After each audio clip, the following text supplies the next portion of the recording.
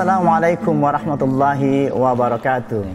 Jamaah salat khusyuk yang dirahmati Allah, kali ini kita akan mutalaah kitab Tafsir Al-Baghawi Surat Az-Zumar 22. Insyaallah kita akan bongkar kajian ini sampai mendalam, yang nanti akan dituntun langsung oleh Rasulullah dan sahabat-sahabat yang bisa menjelaskan kondisi bagaimana cahaya itu bisa masuk ke dalam dada manusia. Afaman sarahallahu sadrahu lil Islam fahuwa 'ala nurin min rabbih fawailul lil qasiyati qulubuhum min dzikrillah ulaika fi dhalalim mubin. Saya ditemani oleh Ustaz Hamid. Assalamualaikum Ustaz. Waalaikumsalam. Ustaz, kita bahas tentang masalah surat Az-Zumar 22. Ya, siap. Mudah-mudahan ini kita bisa tersingkap semuanya, karena tafsir ini menarik Ustaz. Ya. Tafsir ini diungkapkan langsung oleh Rasulullah SAW. Ya. Begitu Rasulullah membacakan surat atau ayat, maka di situ Rasulullah sendiri yang menjelaskan. Lalu sahabat bertanya kembali. Jadi langsung seolah-olah ini ada Rasulullah dan sahabat yang sedang membahas kitab ini, sehingga kita bisa mengetahui bersama, mutalaah bersama Rasulullah. Bersama Rasulullah. Dan para sahabat. Karena ini sahabat yang menjelaskan, Rasulullah yang menjelaskan, ting teng. Jadi antara Rasul dan sahabat, ting teng. Jadi interaksi. Maka di sini sangat jelas Ustaz. Ketika Rasulullah mengungkapkan ayat afaman sarahallahu sadrahu lil Islam fahuwa 'ala nurin min rabbi, apakah sama orang yang dibukakan hatinya atau dadanya, yasrah sadrahu, dadanya oleh Allah, dengan yang tidak dibuka? Makanya yang tidak dibuka, fawailul lil qasiyati qulubuhum min zikrillah ulaika fi dhalalim mubin. Orang yang tidak dibuka oleh Allah hatinya keras. Makanya ulaika, tandanya ulaika fi dhalalim mubin. Mereka itu sesat, yang sangat sesat. Nyata. Betul-betul nyata sesatnya orang yang tidak dibuka dadanya. Lalu sahabat bertanya di situ, kaifa insirahu sadri? Mohon dibacakan Ustaz. Bismillahirrahmanirrahim. Qulna ya Rasulullah, ya, kaifa insyirahu sadri? Seperti apa sih? Ya, para sahabat bertanya. Ya. Tanda hati seorang itu lapang dibuka, karena mendapat nur, itu bagaimana? Tanda hati yang dibuka oleh Allah berupa cahaya dari Allah. Jadi orang yang dibuka itu berupa cahaya. Fahuwa 'ala nurim min rabbi. Betul. Kemudian Rasulullah menjawab, idza dakhala nurul qalba insyaraha wan fasaha. Sangat jelas kan? Apabila cahaya itu masuk ke dalam hati manusia, engkau akan mengalami insyaraha wan fasaha.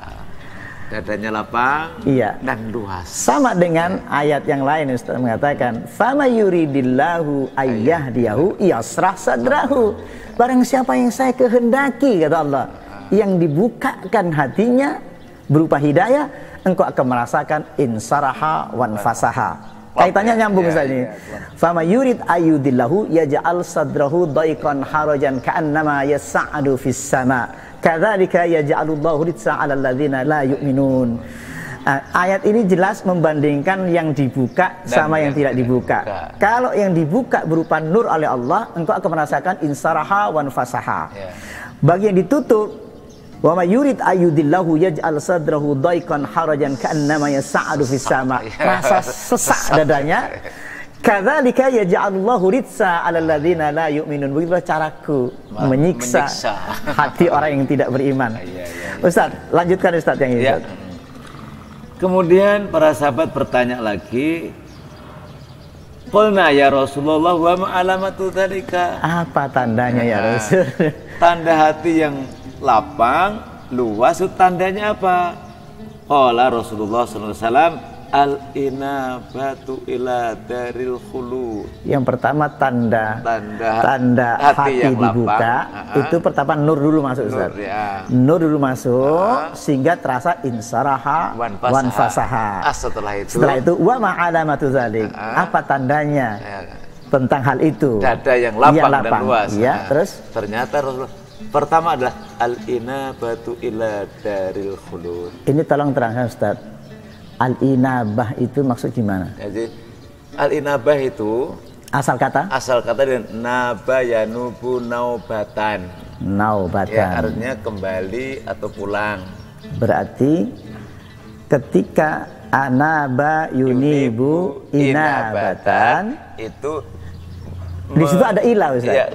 Iya, ada bukan ilahnya dulu. Dia kembalinya ada yang bawa, Pak Abu. Oh, jadi ada tarikan. Ya, ada tarikan. Jadi nggak jalan sendiri. Nggak jalan sendiri. Sama dengan mati, Ustaz. Gitu ya. Sama dengan mati. Mati nggak bisa jalan sendiri. Bahkan tidur pun nggak bisa tidur sendiri. Allahu yatawaffal anfusa hina mautiha wallati lam tamut fi manamiha. Allah mematikan jiwa yang mati dan Allah juga mematikan orang yang sedang tidur. Jadi kalau dilogikakan dalam sehari-hari, Pak Bu, iya. Naba yanubu, kalau saya kembali nabtu ila beti, aku kembali, saya yang kembali saya, kan. Ya. Tapi kalau apa anaba abi, anabani abi, berarti aku kembalinya yang bawa itu ayah saya. Lah ini juga begitu.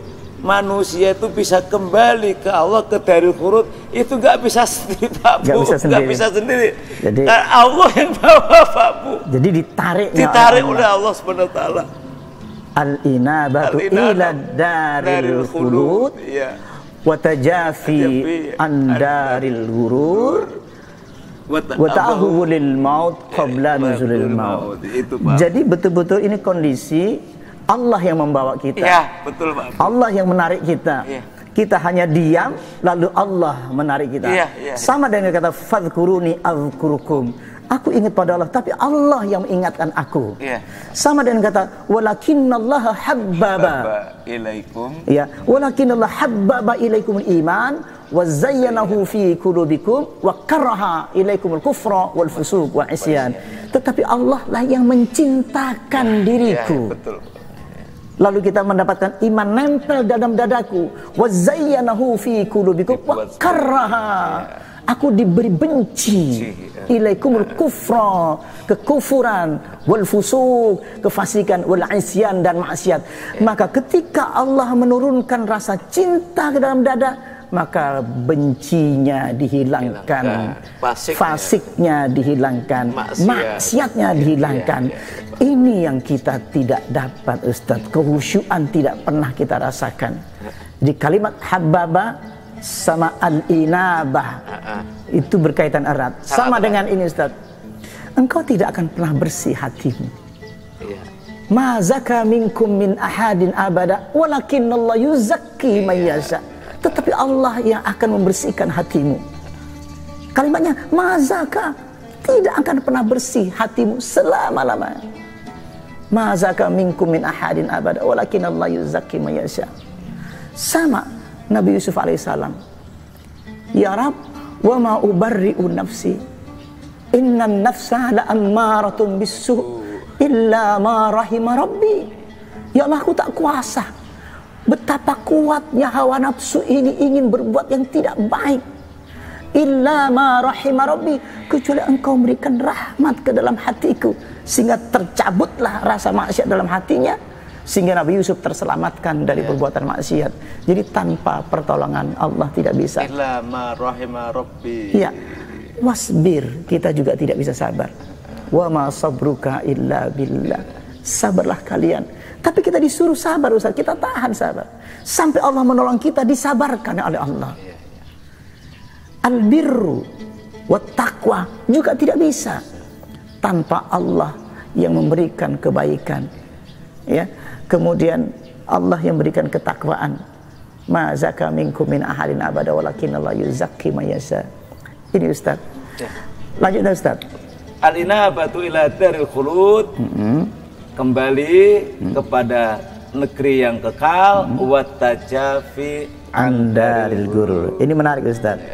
Pertama sudah dibahas tentang nahunya, ya. Sisi bahasa bahwa al-inabah itu kita tidak bisa datang ke Allah sendiri, kecuali Allah yang menarik ila daril khulud. Posisi daril khulud wa tajafi an daril ghurur berarti meninggalkan alam ghurur. Dan ketika sholat pun macam ini, Ustaz. ketika takbiratul ihram Allahu Akbar, ketika Allahu Akbar falyushahid bi qalbihi, maka saksikan dengan hatimu. Ketika kita syahid, musyahadah dengan Allah, maka kita harus mampu meninggalkan anak istrimu, meninggalkan keluargamu, meninggalkan persoalanmu, maka jiwa ini berjalan. Annal qalba yasiru ilallahi azza wajal, sesungguhnya hati ini bisa berjalan ilallahi azza wajal. Nah, ini bisa menyambung menjadi silatun wa liqa'un bainal abdi wa rabbi. Maka taqsha'irru minhu juludul ladzina yakhshawna rabbahum thumma talinu juluduhum wa qulubuhum. Efeknya apa? Bergetar kulitnya ketika liqa kepada Allah. Bergetar hatinya ketika takbiratul ihram. Kenapa? Melakukan perjalanan menuju Allah ketika salat dan meninggalkan watajafi andal gurur, meninggalkan alam yang penipu, tipuan. Wa ta'ahubul maut, mempersiapkan mati. Seperti mati. Qabla nuzulil maut. Jadi salat itu mempersiapkan mati. Arti perjalanan menuju mati. Makanya ketika kita menuju Allah, sesungguhnya kita sedang mati. Bahkan mati yang sesungguhnya di dunia inilah as-shalah, karena kita liqa kepada Allah. Wasta'inu bis-sabri was-salah wa innaha lakabiratun illa 'alal khashin. Alladzina yadhunnuna annahum mulaqu rabbihim wa annahum ilaihi raji'un. Kalimatnya wa annahum ilaihi raji'un, kembali. Mati sebenarnya dalam salat. Perhatikan ayatnya. Wasta'inu bis-sabri was-salah wa innaha lakabiratun illa 'alal khashiin. Khusyuk itu apa? Alladzina yazunnuna annahum mulaqu rabbihim wa annahum ilaihi raji'un. Kembali kepada Allah, wa annahum ilaihi raji'un. Lanjutkan Ustaz. Fawailul lil qasiyati qulubukum min dzikrillah. Maka celakalah orang yang hatinya keras, gak mau zikir kepada Allah. Ulaika fi dhalalim mubin. Mereka itu dalam kesesatan yang sangat nyata. Ini hampir kita nggak perhatikan Ustaz. Kita ini lupa zikir terus. Di sini jelas orang yang hatinya tidak ingat pada Allah. Ulaika fi dhalalim mubin. Maka mereka itu dalam kondisi sesat yang nyata. Tapi kita tidak merasakan apa-apa. Lanjut Ustaz. Ayat ini ditafsirkan oleh Ibnu Malik. Bilang gini begitu. Ibnu Malik bin Dinar, ma duriba abdun bi'uqubatin a'damu. Tidak ada siksaan yang lebih besar, dahsyat ya, daripada kerasnya hati. Ya, qaswatil qalbi. Jadi orang yang keras hatinya itu siksaan dari Allah. Bahkan sangat dahsyat. Jadi hari ini kita bisa memahami bahwa betapa Al-Quran dan hadis ini menjadi panduan kita untuk mengatakan bahwa aku di mana, bagaimana hatiku, begitu keraskah hatiku, begitu lunakkah hatiku. Ini ada perbandingan dua, yang keras itu ditutup oleh Allah hatinya, yang dibuka oleh Allah dengan cahayanya, kita bisa berzikir. Insarahawan fasah. Jadi tanda fisik, tanda rasa itu ada semuanya. Jadi kita bisa mengukur dengan kitab ini. Silakan Ustaz, lanjutkan Ustaz. Wa ma ghadaballahu azza wa jalla ala qaumin illa naz'a minhum rahmah. Allah tidak mungkin murka kepada suatu kaum kecuali dicabut rahmat. Rahmat itu ada rasanya. Kerasnya hati ada rasanya. Dicabutnya cahaya dari dalam dada itu ada rasanya. Kalau cahaya ada, engkau akan merasakan insaraha wa nafasaha. Dan rasa itu ketika rahmat itu dicabut, maka mengeras hati. Rahmat. Kalau rahmat ada, Rasulullah pernah bersabda, "Igtanimud du'a 'inda riqqati fa inna rahmah." Apa rahmat itu? Ada rasanya. Segera kau berdoa ketika engkau merasakan riqqah.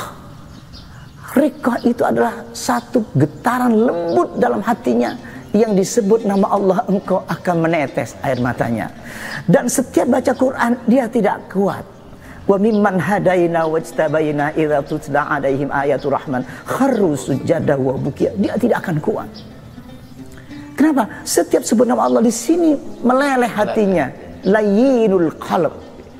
Nah, segera kau berdoa di saat engkau setiap baca Quran bergetar hati. Setiap takbir Allahu Akbar bergetar hati. Dan disitulah riqah yang lain. Jadi rahmat itu dicabut. Apa itu rahmat? Getaran lembut dari Allah Subhanahu wa taala yang mempengaruhi sekujur tubuhnya.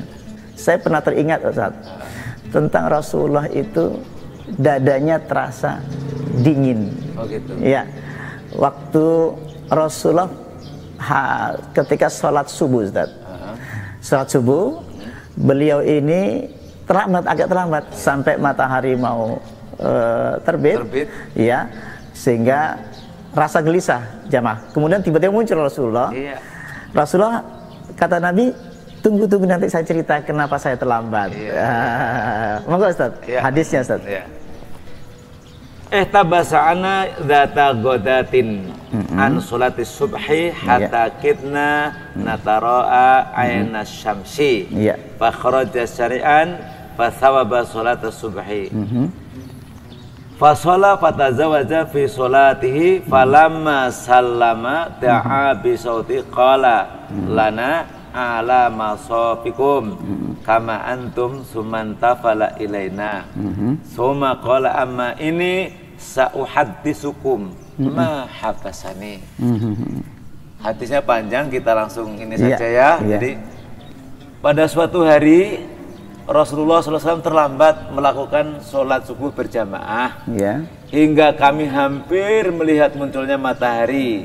Kemudian beliau datang dengan tergesa-gesa lalu mengerjakan sholat sunnah. Ini luar biasa Pak Bu. Iya. Sudah terlambat, hampir matahari terbit, masih sempat sholat sunnahnya. Tidak ditinggalkan sholat sunnahnya. Enggak. Kemudian melakukan sholat subuh dan beliau meringankan sholatnya. Kalau biasanya sholatnya lama, ini sebentar karena sudah hampir matahari terbit. Selesai salam beliau berkata, tetaplah kalian di shopnya masing-masing seperti keadaan semula.